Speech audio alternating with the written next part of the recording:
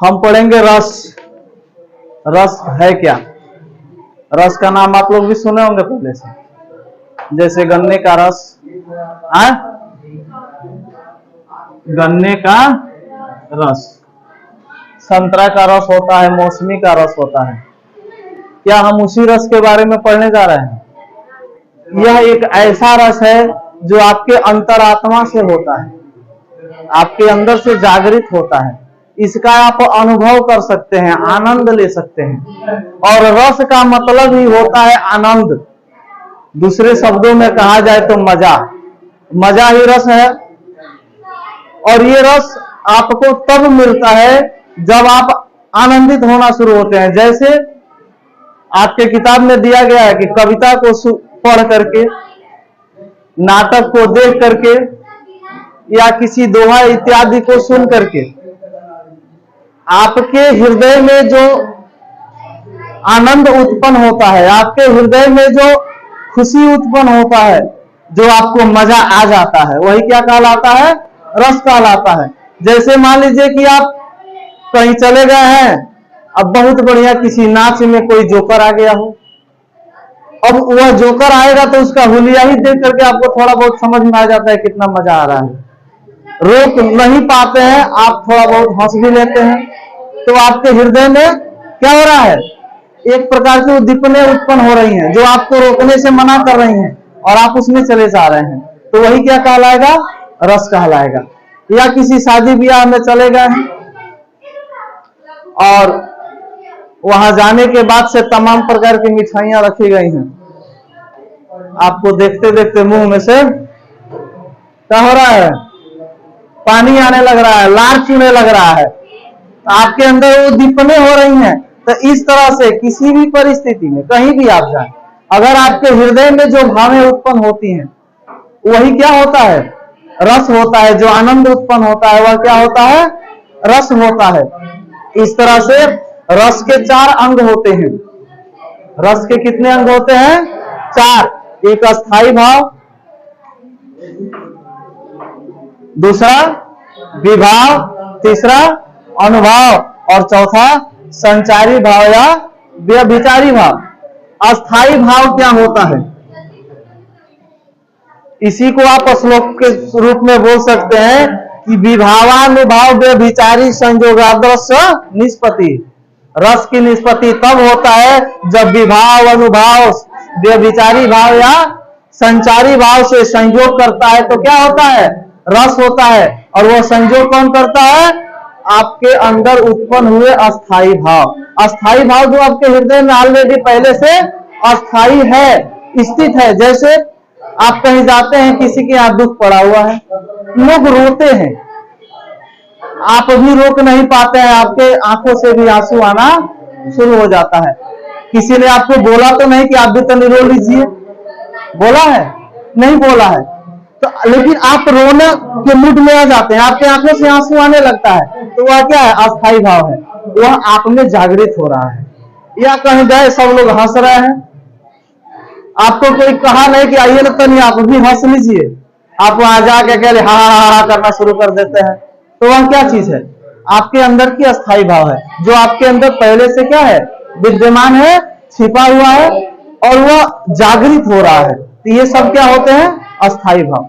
अस्थाई भाव क्या कहेंगे? जो आपके हृदय में पहले से विद्यमान होता है, वह क्या होगा? अस्थाई भाव होता है।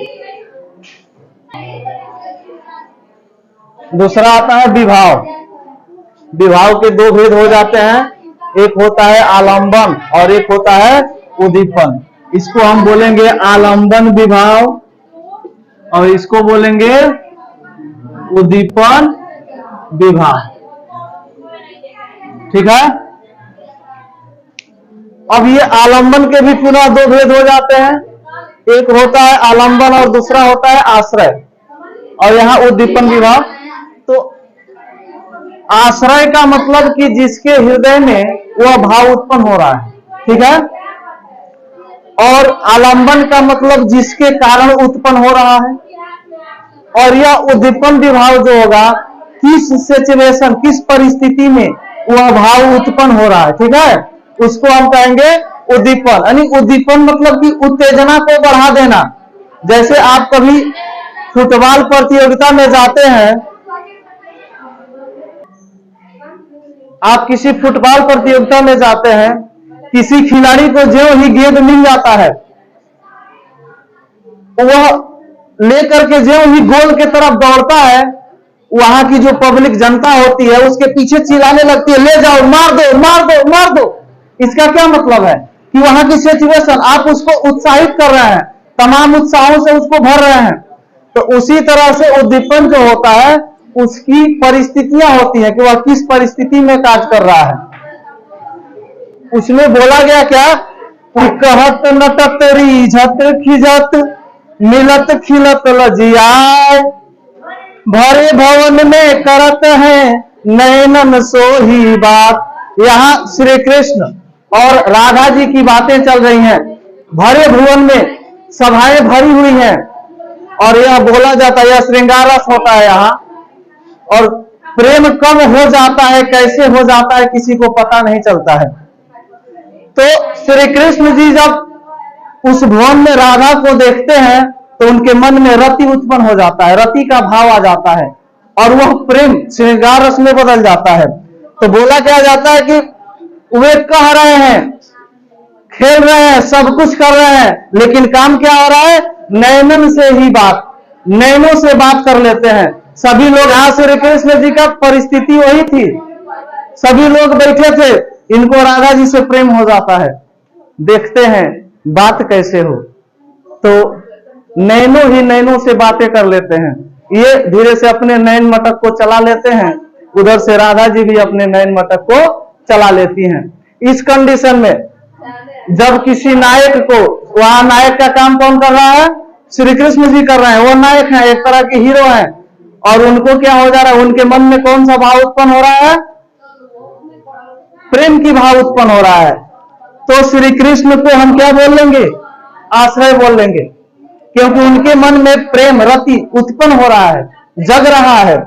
और किसके कारण जग रहा है भाई, राधा जी के कारण जग रहा है। राधा को देख करके न मन में एकदम व्याकुलता आ गई है, रोका नहीं रहा है, एकदम आंखों से आंखों की नैनाचार हो रहा है, नैन से नैनों की बातें हो रही हैं। तो वहां क्या होगा, आलंबन हो जाएगा। अब देखिए यहां मिलत खिलत नटत रिझत खिजत, वो वहां की परिस्थितियां हैं, उतने में मिलते जुलते, खिजते हुए, नटते हुए, लुकाते हुए, धीरे से सारी अपनी बातें हो जाती हैं। तो वह परिस्थिति हो गई थी। ये सब क्या कह लेंगे हम, उद्दीपन है। तो इसको हम क्या कहते हैं, सबको मिला करके विभाव बोल लेते हैं। इसके बाद होता है अनुभाव। अनुभाव का मतलब बाह्य चेष्टा, आपकी बाहरी इच्छाएं क्या होती हैं, ठीक है। बाह्य चेष्टा, बाहरी इच्छाएं, जैसे मान लीजिए आप कहीं गए हैं, अक्सर शादी ब्याह में लोग जाते हैं, तो जब लड़का अंगना में जाता है तो उसके साथ दो चार गो दोस्त भी जाते हैं ना। उस स्थिति में उस लड़की की दो चार सखियां भी होती हैं, सहेलियां होती हैं, तो शादी तो उसका होना ही है। ये दो चार जो होती है, इन दो चारों से कुछ न कुछ कर देती है। जैसे मान लीजिए कोई उधर से धीरे से कुछ फेंक दी, जब वो फेंक दिए तो आप कहां रोकने वाले हैं भाई, अभी उसको उठा के फेंकेंगे। उसी में कोई ऐसी होती है धीरे से जीभ रिगा देगी, जब उधर से जीभ रिगाई तो आपके अंदर भी चेष्टा जगेगा कि इससे हम कम थोड़े हैं, उससे आप दूबिता अधिक निकाल के जीभ रिगा देंगे। वो थोड़ी सी निकाली होगी तो आप बड़का जाबल निकाल लेंगे। तो ये आपकी बाह्य चेष्टाएं होती हैं, वहां क्या होता है, अनुभव होता है। दूसरी चीज उसका एग्जाम्पल, जैसे मान लीजिए पसीना आना बाह्य चेष्टा में आ जाता है, कांपना बाह्य चेष्टा में आ जाता है, हकलाना बाह्य चेष्टा में आ जाता है। जैसे आपको बताया जीभ रिगाना, यह भी आपकी बाह्य चेष्टा में आ जाती है। आंख मार देना, यह भी बाह्य चेष्टा में आ जाता है। जहां श्री कृष्ण वहां राधा को नैनों से बात कर रहे थे, धीरे से आंख ये दबा रहे थे, उधर से भी आंख दब जा रहा था, बात हो रहा था। तो ये अनुभव होता है। क्या होता है, दूसरी चीज, मान लीजिए कोई पिक्चर हो, आजकल के जो पिक्चर बन रहे हैं भोजपुरी, बहुत तक लिखिएगा, रस में, तो ये मत लिखिएगा कि रस की उत्पत्ति होता है। रस की उत्पत्ति कभी नहीं होता है, रस की निष्पत्ति होता है, ठीक ना। तो लिखेंगे कि जब किसी नाटक को देख करके या पढ़ करके, कविता को पढ़ करके या सुन करके, या किसी गाना को सुन करके, पढ़ करके, देख करके, जैसे भी हो, आपके हृदय में जो अस्थाई भाव उत्पन्न होता है, वही अस्थाई भाव विभाव, अनुभाव, संचारी भाव से निष्पत्त होकर के रस की निष्पत्ति करता है। ठीक है, इस तरह से कुल मिला के 11 रस होते हैं। रस पहले 9 ही बताए जाते थे, 2 रस और नए जुड़े हुए हैं जिसको 11 रस बोले हैं। और 11 रस में कक्षा 10 में 2 ही रस पढ़ाना है, जो अगले टर्म में आप पढ़ेंगे, और वह होगा हास्य रस और करुण रस।